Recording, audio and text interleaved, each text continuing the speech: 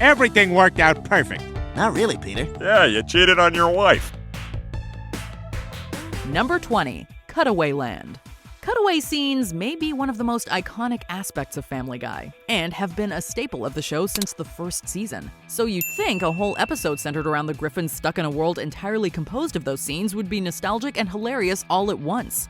Unfortunately, that isn't the case. B as in, by God, that's Robert Loggia. Oh, God, there are reruns in Cutawayland.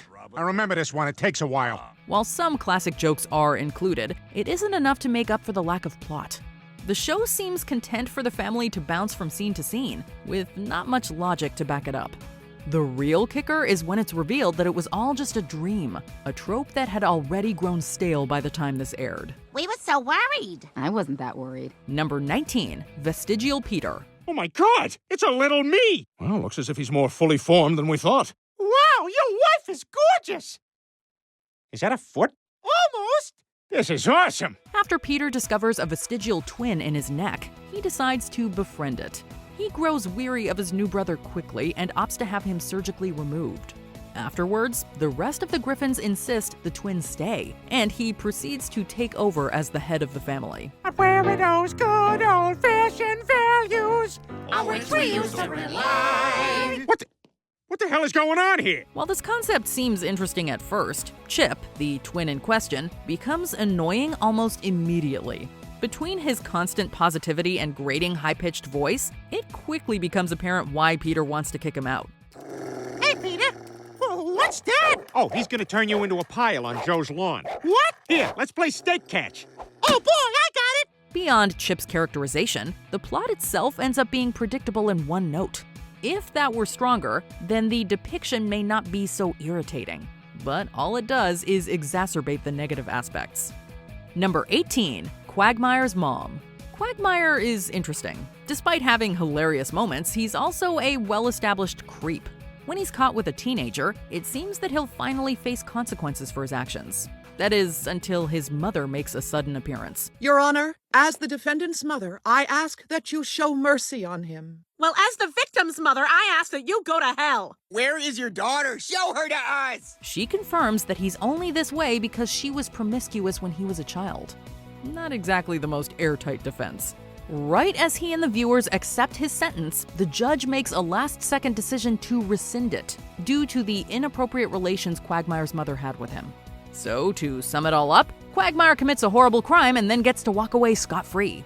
Even Peter points out how ridiculous the circumstances are, and people at home cannot help but agree with him. Quagmire got away with it and learned nothing. That's great. Number 17, Brian's a bad father. Hey, Dad. I know we haven't talked in a while, but I'm calling because I'm on my way to Quahog. Yes, we know it's the name of the episode. Yes, we know eventually Brian and his estranged son Dylan make up, but the lead up to all this is so cringe-inducing, so forced, that the ends hardly justify the means. You're a terrible father. I never want to see you again. Brian even uses Stewie to apologize for him when Dylan demands space from his father. All this after Brian used the son he never wanted to further his writing career. Meanwhile, the typically wacky antics of Peter and his friends are replaced by arguing, betrayal, and shooting each other in the face. This episode really knows how real-life, relatable families and friendships work. Number 16, Brian Griffin's House of Pain. Where do we begin on this bowling ball-sized ball drop? Possibly with the B story, which explores the incredibly irresponsible sides of Chris and Meg. In this episode, they accidentally push their little brother down the stairs, causing a massive head wound. Instead of bringing their injured sibling to the hospital, they cover it up for weeks. When Peter finds out, he informs them this is a regular occurrence, and even helps them blame Lois for the whole ordeal. When you were babies, I used to knock you kids out every month or so. Yeah, it's as bad as it sounds, and the A story's no better either. Truly a disappointing episode. Number 15, Peter Problems. After being promoted to forklift operator at the brewery, Peter immediately takes advantage of his new position and uses the machinery around town until he's eventually fired. Afterwards, Lois becomes the breadwinner, and he becomes impotent as a result. Well, somebody's gotta have sex with me. Lois, don't say that. Quagmire will show up like the Roadrunner.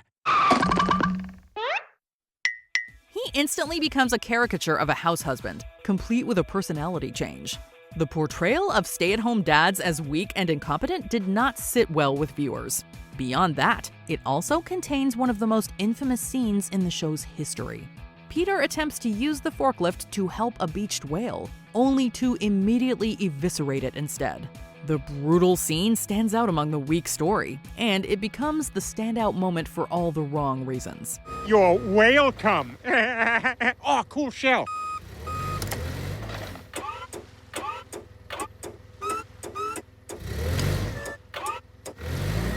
Number 14, Con Heiress.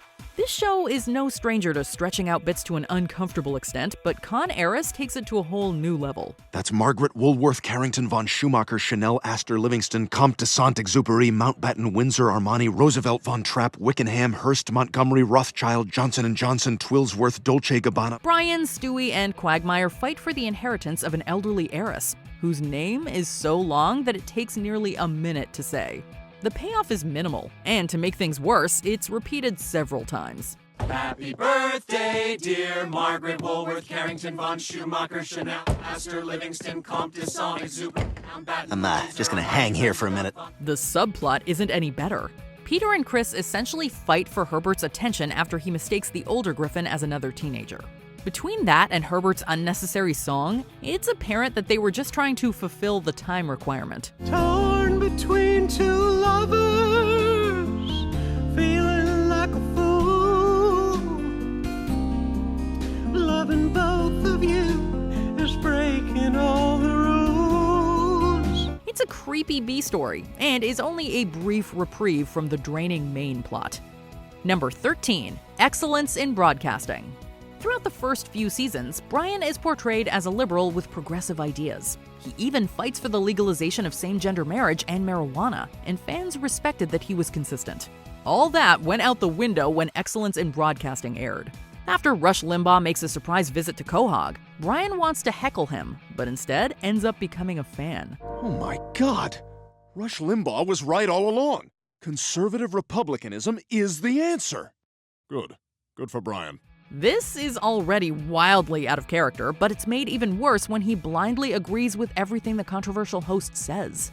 He even sings about the wonders of being a Republican. I dream of Republican Town, the place where the happiest smile is Cheney's frown. I'll bet you $1 you won't find a damn thing wrong, 'cause when you come down to it, this is where we all belong. It's a complete 180 to the character they had built up until this point, and they never go back. Brian has been a contrarian ever since. Number 12, April in Quahog. He mistreats his kids, makes fun of his wife, treats his friends like trash, destroys the town every chance he gets, etc., etc. Listen, we know Peter Griffin is designed to be a mean character. However, deep down, he's always seemingly loved his family and would do anything to protect them, or so we thought. All that is tarnished in this episode when he admits that he in fact hates spending time with his children. I just hate being around the kids. What? So much for the idiot with a heart of gold. Don't worry, he buys the kids' love back with an Xbox. Oh, and they bring back Surfin' Bird again. Hilarious. Number 11, Trump Guy. Donald Trump's presidency provided plenty of material for comedy writers, and Family Guy decided to throw their hat in the ring. After Peter secures a job in his cabinet, the Griffins decide to move to Washington, D.C., where Meg is assaulted by Trump. Many feel that while using Trump and his time in office was fair game, using his lewd allegations as fodder for jokes is crossing the line. Mr. President, please. I'm not interested. You'll regret this.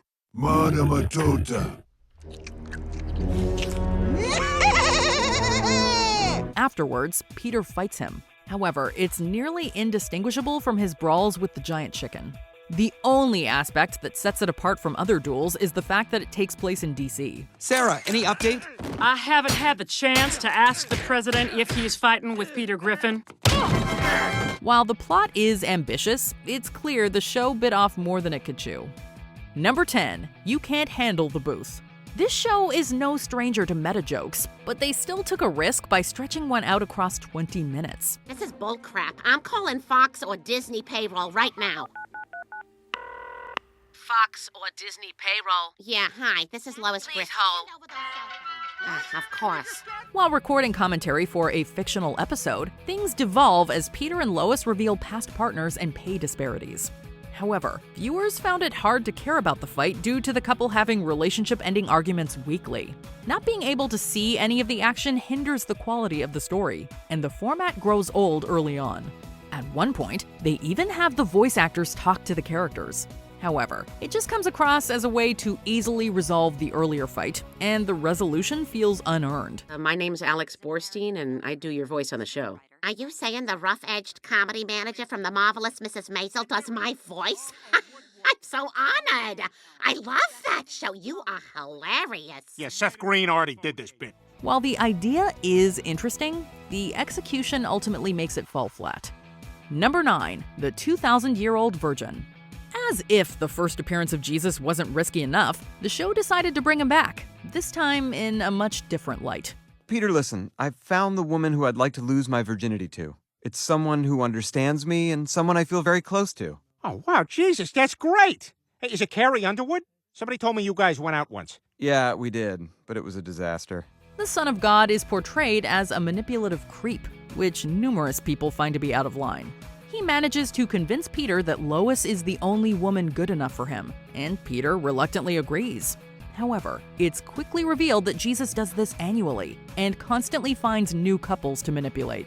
Even after Jesus is called out, the deity simply explains it away as a test. Oh, so it was a test. Like when your father told Abraham to sacrifice Isaac? Yes, that's exactly right. Well, I can see my work here is done. The ending feels rushed and the story fizzles out instead of being properly settled. While there are some funny bits, the controversy surrounding the religious figure's depiction took center stage. Number 8, Turban Cowboy. We're not sure what the writers were thinking with this one. After a skydiving accident, Peter is hospitalized, where he befriends a man named Mahmoud. As they become closer, Peter decides to convert to Islam.